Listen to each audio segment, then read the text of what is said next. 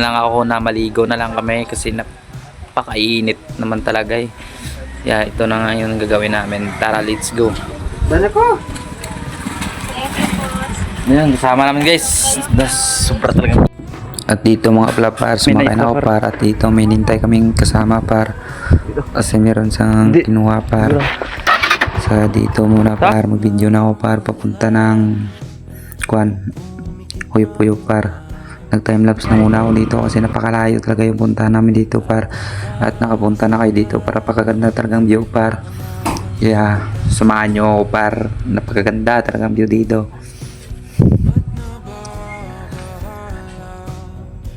Tignan nyo par, napakaganda talaga.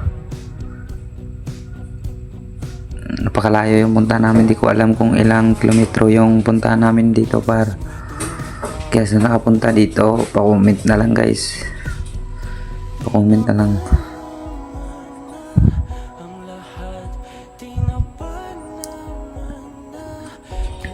Dito nga tinayos.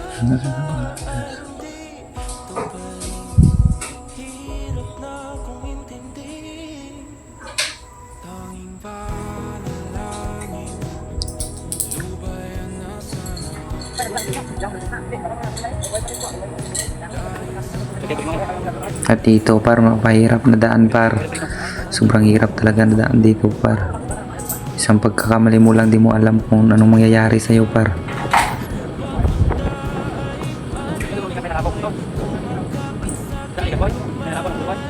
Yan par, napakahirap na yung daan par. Andyan na par.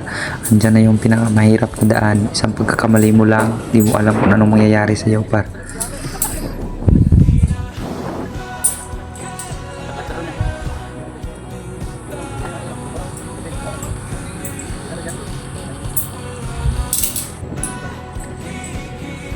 At dito na pa, malapit na kaming marating par. Saka kaya pagdating namin dyan par, pero kami nasa gupa na kano. Tapos hindi ako nakabidyo kasi nahirapan daw mag-English. Mahirapan kami mag-English par. Kaya ito na lang, dito na lang ako nag-video par kasi sobrang hirap mag-English par. Hindi naman talaga tayo marunong mag-English, feeling English. At dito mga par, nagsimula na yung view dito par. Ang napakaganda talagang view par. Sasulitin natin ulit dito par. At dito nga par, nagpa-timelapse ako ulit dito par kasi napakalayo pa yung akyatin namin dito par. At dito na guys, wala ng intro ngayon guys. Ayan nga, tumalo na si Kano. Aray ko. Ay, madaming alam talaga si Kano. At dito nga guys, muntik na madulas si Kano guys kasi napakadulas talaga guys. At nga dito guys, meron kami pasilpi-silpi na haman guys. Pangit ng tignan guys. Pangit ba talaga yan guys? Comment na lang kayo guys. Blah. Aray ko. Upaw. Ayan nga guys, nagkukulitan na yung apat dito guys. Ginawa pa namang bakla dito sa Kano. Right ko, bakla ka talaga Kano ka.